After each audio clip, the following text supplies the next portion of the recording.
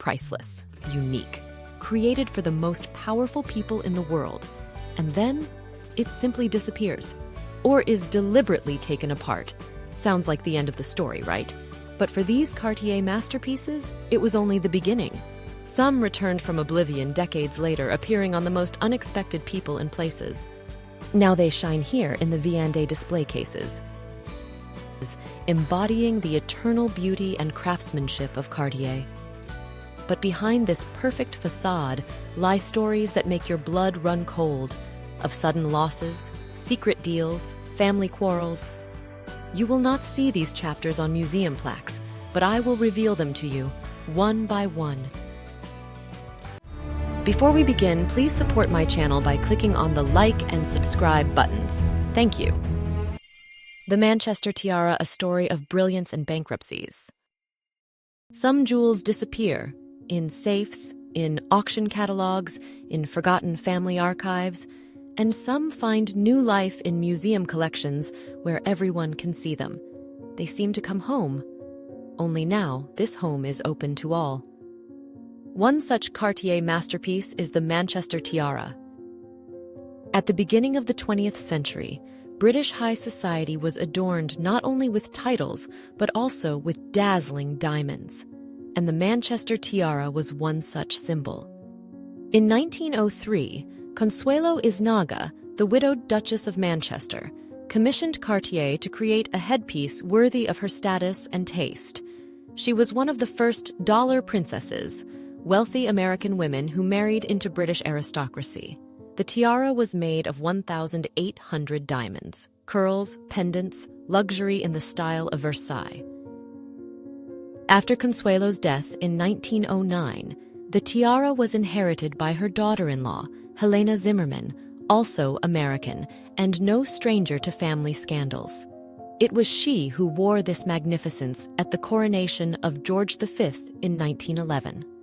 Along with the tiara, she wore an emerald necklace gifted to her mother-in-law at her wedding, and this combination became the Duchess's signature look at royal events. But the fame of the family tiara did not save the Manchesters from financial troubles. Castles were sold, jewelry masterpieces were sold off in parts. And yet, this tiara survived. It was exhibited at the Victoria and Albert Museum starting in 1988, and in 2007 it finally became part of the museum's collection, as part of an inheritance tax payment. Today, the Manchester Tiara is one of the most prominent exhibits in the Viande's jewelry gallery. In its curls still live an era, passion, and perhaps a little family drama. The Essex Tiara, from coronations to glossy magazines. Some jewels lie quiet for decades, then suddenly flare up, either in the camera flash or through the lens of a fashion photographer. The Countess of Essex's tiara lived exactly such a life, and it all began with an American heiress named Adele Grant. In 1902, on the eve of Edward VII's coronation, her husband, the 7th Earl of Essex, commissioned Cartier to create a special tiara. He himself provided diamonds totaling 156 carats. It is said the design was inspired by a Malay headdress, but the result was something timeless, a strict yet feminine composition of intricate curls, clean lines, and brilliance. Adele wore it only once, at the coronation. Newspapers called her Queen of the Ball, admiring her look and the tiara's sparkle. After her husband's death and the family's bankruptcy, she could not keep their country estate and art collection. She herself died of a heart attack shortly after the auction in 1922. The tiara left, but not forever. In 1953, at Elizabeth II's coronation, it appeared again. Clementine Churchill, the Prime Minister's wife, wore it at Westminster Abbey. How the jewel came into her possession remains a mystery. Perhaps it was loaned by Adele's descendants or already belonged to a private collection. Then, like in a movie, the tiara was photographed for fashion magazines, appeared at exhibitions, and in 2016 was worn by Rihanna in a shoot for W magazine. Later, Cartier repurchased the piece and included it in its collection as a symbol of the Belle Époque. Today, the Countess of Essex's tiara is one of the stars of the Viande exhibition. from Westminster Abbey to glossy magazine covers. A story 100 years old, but looking 20. The Martianess of Bute's necklace, an American dream in emeralds. If the Manchester and Essex tiaras were created for coronations, this necklace was made for a wedding. But not just any wedding, one of the most talked about in British high society of the 1930s. In 1932, Lord Dumfries, heir to the title of Marquis of Bute, married Lady Eileen Forbes, daughter of American Beatrice Mills and the Earl of Granard. Beatrice Mills, a New York millionaire, was one of the few American women to integrate into British aristocracy. For her daughter's wedding, she commissioned Cartier in London to create a grand emerald necklace that became a family treasure and an Art Deco masterpiece. At the center of the piece is a huge emerald weighing 143 carats, framed by baguette and square diamonds. The front of the collar is decorated with Art Deco fragments featuring emeralds and diamonds. The necklace contains over 2,000 diamonds, all provided by the client. Originally, it was a long sautoir, later transformed into a collar necklace. Fashion dictated the change. Over time, the necklace became a signature piece of the Bute family and appeared in photos more than once, including on Eileen herself in 1953. It was called the most luxurious of the family emeralds.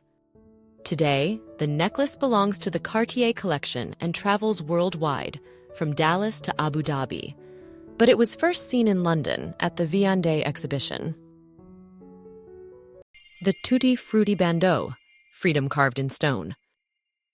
In an era when women shed corsets, cut their hair, and danced until dawn, jewelry changed too. It stopped obeying rules and began to express character. And perhaps nothing conveys this spirit better than the Tutti Frutti Bandeau created by Cartier for Lady Edwina Mountbatten. She was one of the brightest figures of her time, beautiful, wealthy, independent. She was called the English It Girl, and it was no exaggeration. In 1928, after the birth of her second daughter, Edwina commissioned Cartier to create a piece that reflected her taste and lifestyle. She acquired an exquisite platinum bandeau studded with carved rubies, emeralds, sapphires, and diamonds. Flowers, leaves, grapevines, all hand-carved in an Indian technique inspired by Mughal art. This piece is not a tiara in the classical sense. It is thin, flexible, airy, like a ribbon of light.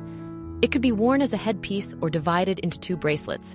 Cartier called it not just a jewelry technique, but a statement of freedom, lightness, openness, exoticism, all symbolizing a new femininity after World War I. Edwina Mountbatten wore the bandeau in the best years of her public life, as Vicereine of India, friend of Nehru, heroine of gossip and political rumors. But after her death in 1960, the piece left the family. The United Kingdom refused permission for its export. Historians and museum experts attributed such significance to it. In the end, the bandeau was acquired by the Bollinger family and loaned long-term to the Victoria and Albert Museum. Today, it is the only surviving Tutti Frutti bandeau, and it is almost never taken out of the country. When it was shown for the first time in Australia in 2024, it was a state-level event with unprecedented security measures and diplomatic accompaniment. We have already seen how some Cartier masterpieces have found a second life, in museums, private collections, under the light of exhibition showcases. But not all the jewelry returned so peacefully. There are others, with turbulent fates. They disappeared, were sold at auction, passed from queens to collectors, from princesses to actresses, sometimes forever, sometimes for one evening. And sometimes they returned suddenly, like ghosts of former luxury. Next, stories of lost and rediscovered treasures, jewelry saved from the oppression of revolutions, secretly smuggled out in dolls, and a tiara that suddenly surfaced on the cover of a fashion magazine. Let us begin with one of the most mysterious. It had not been seen for almost 70 years. This is the sapphire necklace of Grand Duchess Victoria Molita. Sapphire necklace of Victoria Molita, a 311-carat stone and a fate in exile. She was called Ducky, Grand Duchess Victoria Molita, granddaughter of Queen Victoria and great-granddaughter of the Russian Emperor. In 1905, she married her cousin Kirill Vladimirovich, despite the prohibition of Nicholas II. The marriage caused a loud scandal. The couple was stripped of their status, and for many years they found themselves outside the court, in voluntary exile between Paris and Wiesbaden. Only in 1909, 4 years later, was their union finally officially recognized. And in 1911, during the first Christmas season after their return to Russia, Kirill presented his wife with a gift, a piece of jewelry meant to emphasize their new status. A sautoir with 2 sapphires, including one gigantic one, 311 carats created by Cartier. This incredible stone shone in portraits and balls, a symbol that the scandal was behind them. Ducky was once again a grand duchess with the right to shine. But happiness did not last long. In 1917, the revolution broke out, and again, flight, fear, losses. Jewelry had to be hidden in children's toys, secretly smuggled out, saving at least something from former grandeur. Financial difficulties became part of everyday life in exile. The jewels had to be sold. Fortunately, a buyer was found, her own sister, Queen Maria of Romania, who had also lost her relics during the war. It was she who purchased the Cartier sautoir and gave it to her daughter, Princess Elizabeth, on the eve of her wedding to King George II of Greece. From that moment, the piece became part of her image. It appeared at social evenings, official portraits, and royal weddings. Even after the divorce and exile in 1947, the princess managed to take the necklace with her, and in 1951 it shone again at a ball in Paris. Then the trail was lost. Whether the jewelry was sold or passed to her last companion remains unknown. Only recently did the necklace reappear at Cartier exhibitions. Almost 100 years later, it is once again in the light, in the halls of the Victoria and Albert Museum. Sapphire pendant of Maria of Romania, from a queen's dream to the auction hammer. But the story of Victoria Molita is just one of many, where Cartier jewelry witnessed exiles, losses, and new beginnings. Sometimes their path goes beyond one family and crosses entire dynasties. This was the case with another sapphire, even larger and more legendary. We speak of a nearly 480-carat pendant, which first belonged to the Romanian queen and then to the Greek queen. The sapphire, shining at a coronation, passed through wars, palaces, and exile, and at some point simply disappeared. The story began in 1913, when Cartier bought the stone in Paris and set it into a sautoir. But it soon became clear, such a giant would not tolerate neighbors. The composition was simplified, and by 1919, the sapphire became the sole accent on a platinum and diamond chain. At an exhibition in San Sebastian, it caused a sensation. Queen Victoria Eugenie of Spain tried it on, but the king did not approve the purchase. Instead of Spain, Romania. In 1921, King Ferdinand bought the necklace on installment for his wife Marie, granddaughter of Queen Victoria and the Russian Emperor. At the coronation in Alba Iulia in 1922, she wore the jewelry for the first time. It became her calling card, and her portrait with it entered the history of the Romanian monarchy.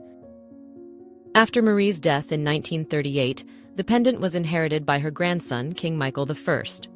His mother, Queen Elena, wore only the chain.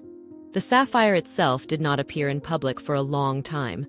In the 1960s, it came into the possession of Greek shipowner Stavros Niarchos, who gifted it to Queen Frederica, grandmother of the current Prince Pavlos. Frederica wore the pendant at her son's wedding in New York, at balls and state visits. But with the fall of the Greek monarchy in the 1970s, the jewelry disappeared. Only in 2003 did it resurface at a Christie's auction, under the modest note "Noble Property," and was sold for $1.4 million, as the largest royal sapphire ever offered for sale. Today, the pendant is in a private collection, but from time to time it emerges from the shadows, as now at the Bandeau exhibition. And it seems to remind us, a true treasure will outlive both crown and country, and will not forget its story. Princess Andre's tiara, an Egyptian dream lost and found. She was not born a princess. André Karen was the daughter of a hotel manager in the resort town of Aix-les-Bains, far from courts and titles. But everything changed when in 1929 she married one of the most influential and wealthy men of her time, Aga Khan III. Their wedding in Bombay lasted 7 days and became an event of international scale. 5 years later, in 1934, Cartier created for her a headpiece that perfectly reflected the aesthetics and ambitions of her new life. It was an Egyptian tiara made of platinum and diamonds with stylized lotus flowers, designed to sit high on the head. The shape of the tiara combined strict symmetry with soft lines inspired by Egyptian style.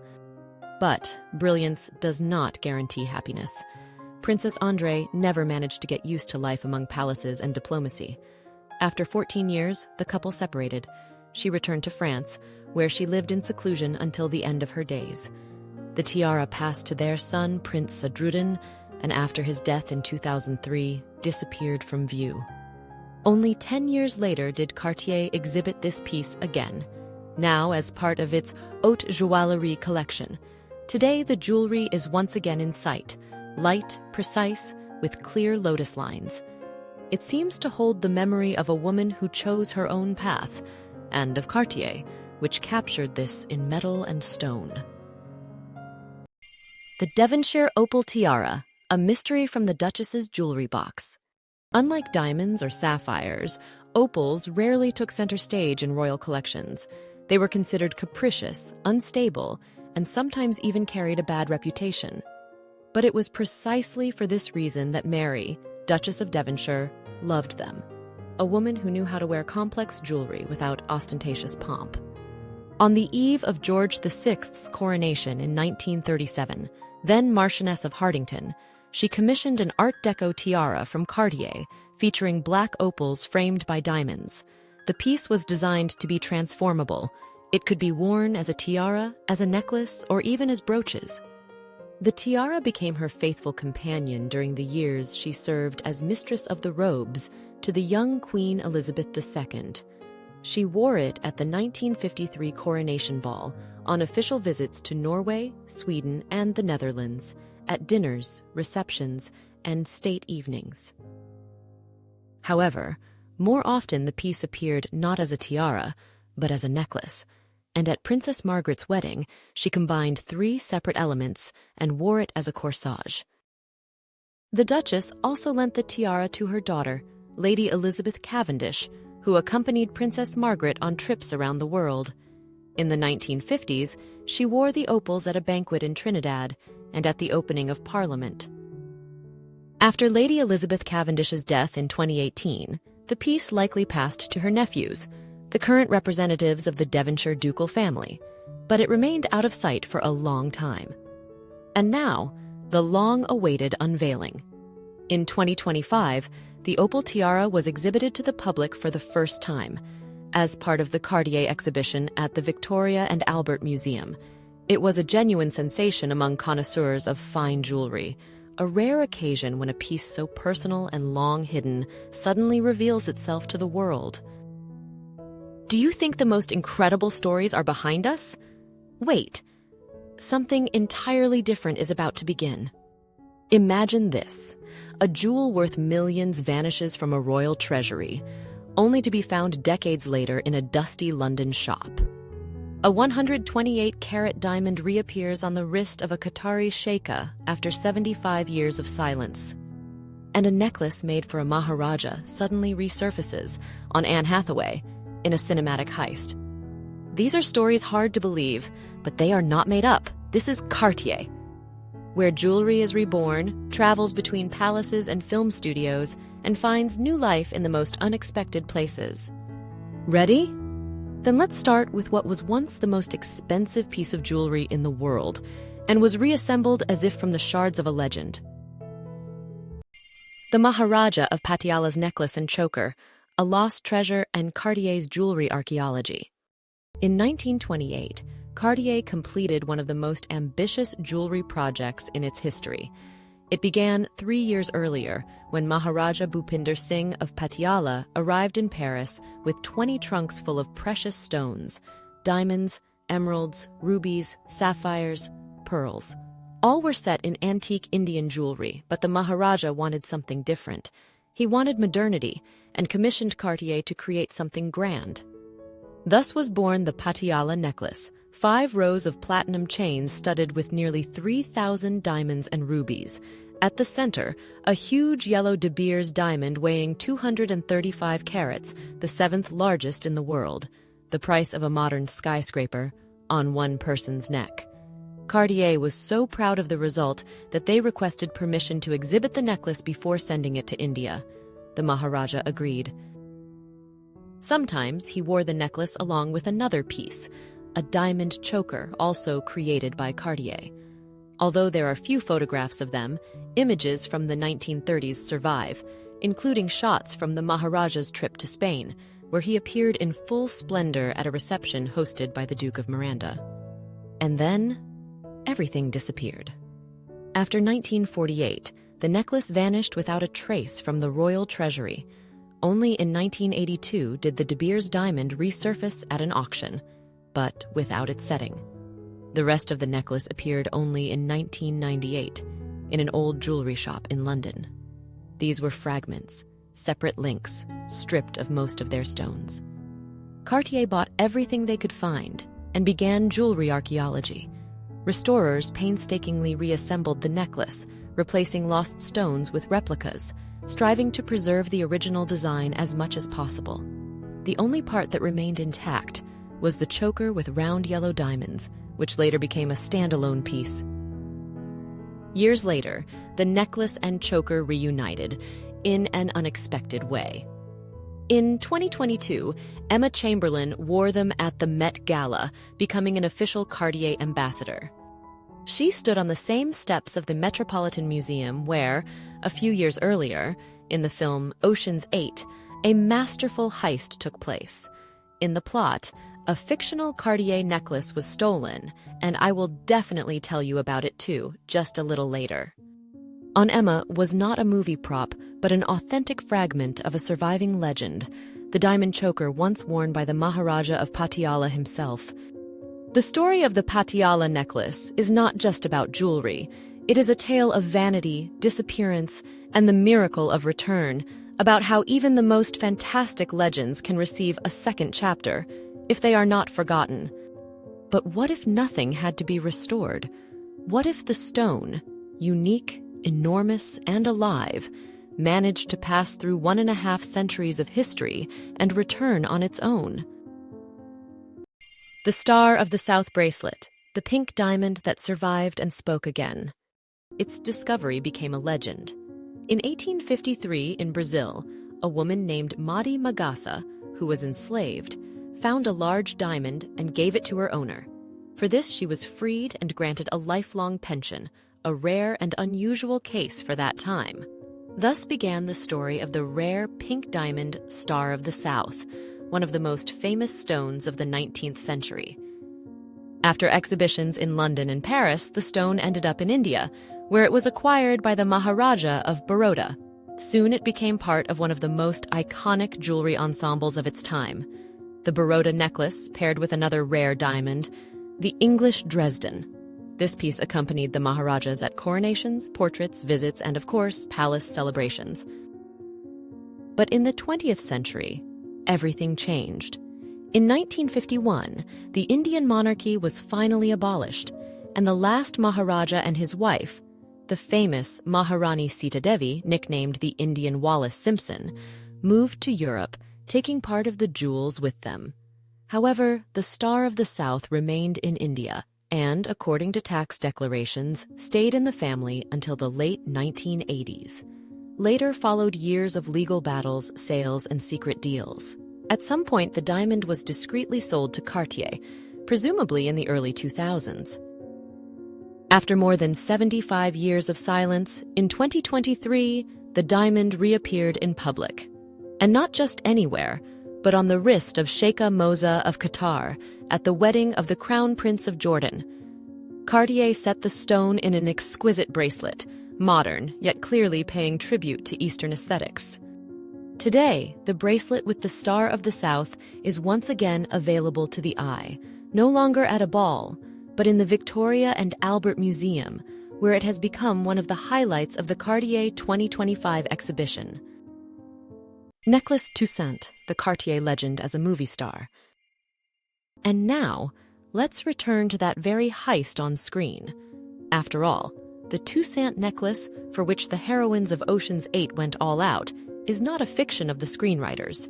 It really existed. In 1931, the Maharaja of Navanagar, one of the most passionate collectors of his time, commissioned Jacques Cartier to create a necklace that could itself be a kingdom. It was called the greatest waterfall of colored diamonds and the fulfillment of a connoisseur's dream. The original no longer exists. The stones disappeared, as did the commissioner. But in Cartier's archives, photographs and drawings have been preserved, according to which the necklace was recreated especially for the film Ocean's 8. Only now, in a reduced scale and adapted for the actress Anne Hathaway, who played its wearer and, according to the script, the victim of the heist at the Met Gala. For 8 weeks, Cartier recreated it from the archives. Every curve, every bend of the cascade repeated the original lines. The stones were replaced with zircons, but the setting remained almost jewelry grade. Cartier's craftsman made the necklace in Paris, personally attended the filming at the Metropolitan Museum, and the heist scene was recreated at Cartier's mansion in New York. The filming became the brightest advertisement of jewelry art in recent years. The necklace, named Tusant, after the creative director of the Cartier house in the 1930s, Jean Tusant, became the key character of the plot. And there is a special irony in this.